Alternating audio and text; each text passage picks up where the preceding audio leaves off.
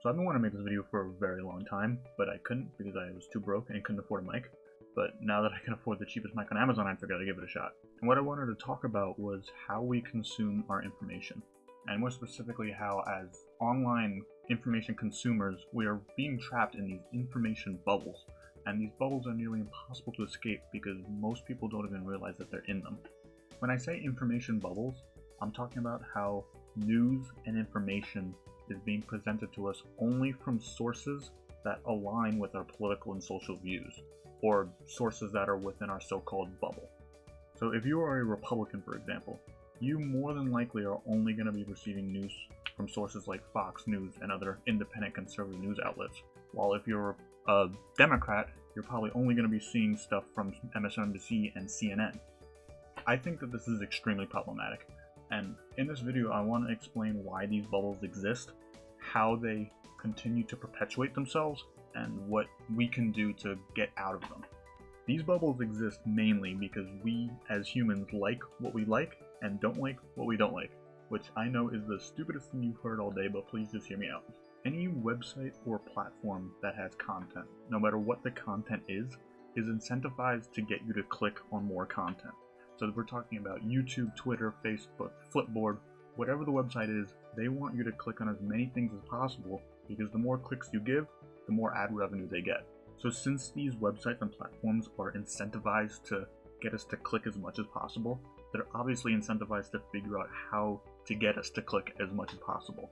And so a lot of these sites, quite a while ago, figured out that they can get more clicks out of a user not by recommending popular content, but by recommending content that they know you'll like. A great example of this is YouTube. If you were a user on YouTube during the early days and you clicked on a video, the videos that were recommended to you on the side were most likely going to be videos that were popular or trending, that, you know, the latest cat video that was blowing up or whatever. But now, if you click on a video on YouTube, what's recommended to you are going to be videos that are either directly related to the video you're currently watching, or they're going to be videos that YouTube knows you'll like based on what you previously watched. And YouTube is able to make these recommendations by using extremely complicated algorithms that take in our user data, that user data being static user data such as our sex, our race, our age, and dynamic data such as what we're currently watching, and making guesses about what we're most likely to click on. And these algorithms are able to learn based on their mistakes. So if they recommend a video and you don't click it, they're going to remember that you did not click that video, and they're most likely not going to recommend you videos that are similar to that one. This is fine when you think of YouTube as a entertainment website, which is what most of its users use it for. You know, if you're watching the first part of a Minecraft Let's Play, you want to get recommended the second part. But when you start to think of YouTube as a news source, it becomes slightly more complicated. Thinking about YouTube as a news source or an information source may have been weird 5 or 10 years ago, but saying that now, it is not that outlandish.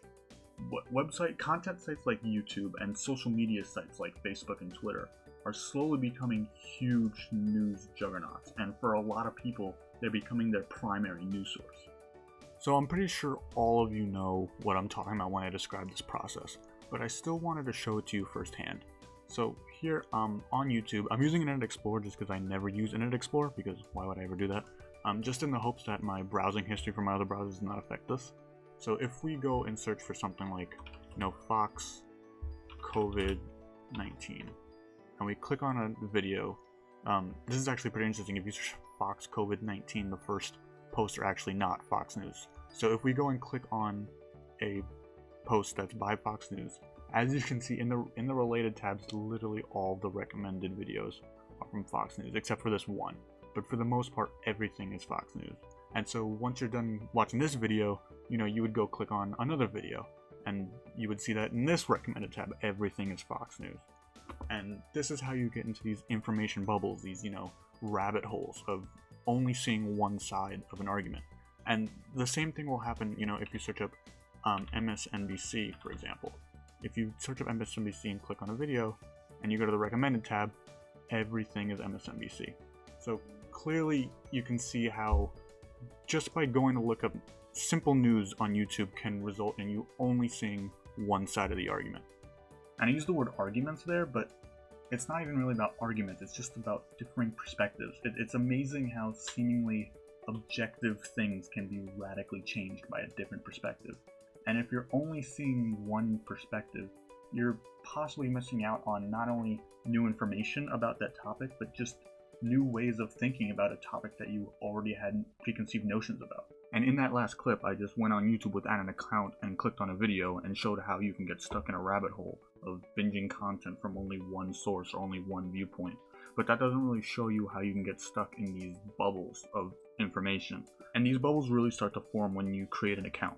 And I just looked it up, around 80% of YouTube users have an account. And it's when we're on sites like LinkedIn or Facebook or Twitter or any social media, really, we're all using these sites with accounts. And like I said before, the reason why they're able to put us in such confined bubbles when we create an account is because of the data that they're able to collect on us from our account. And when the more we use these websites, the more data they're able to collect on us. And the more data they're able to collect on us, the more they get to know who we are. And when they know who we are, they know what our interests are, they know what our likes are, what our dislikes are, and they're able to more accurately recommend videos that align with our likes, and they're more accurately able to not show us videos that align with our dislikes. And we've all experienced this, we may just not recognize the fact that it's happening, which is kind of the scariest part of all this. But if you think about it, when you go to your home pages on these websites, you think about it, you'll notice that there are patterns in the type of people and the type of channels or accounts that are recommended to you. And this is how we get put into bubbles and we don't even know it.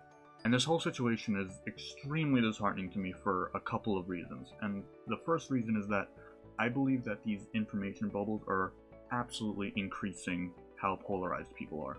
And I think it's pretty easy to see why. The more ignorant and blind you are to the opposing viewpoint, the less likely you are to see the value in what they're saying.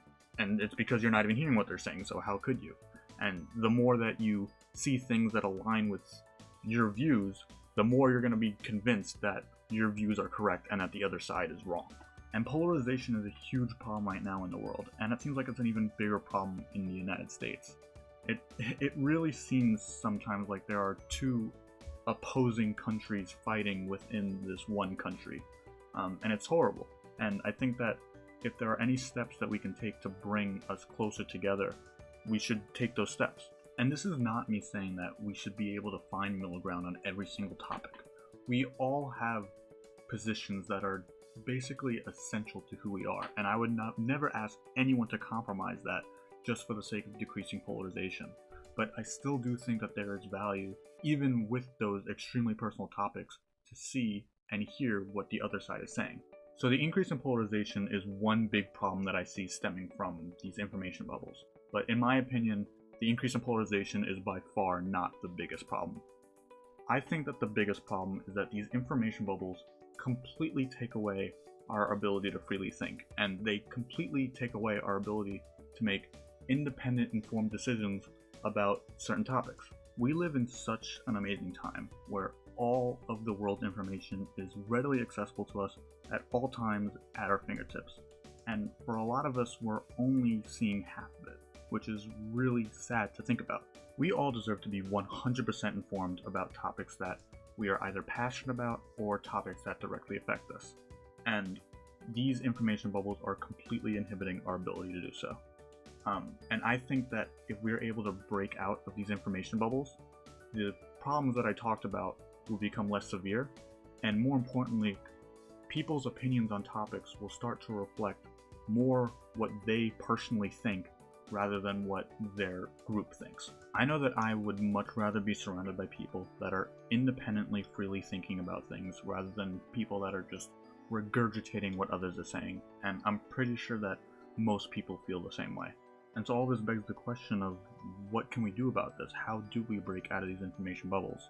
And in all honesty, the burden really falls on us as information consumers to break out of them. We need to make sure that we are 100% informed about topics that we are passionate about and topics that affect us. So when you click on a post or an article or a video or whatever it may be, just think about whether the source that posted that content is framing the topic in a certain way, or whether they're just flat out being one-sided about it, or whether you have any leftover questions after consuming that information. And if the answer to any of that is yes, then go to a different source and read and watch some more. And do this until you feel that you have a solid grasp on the topic.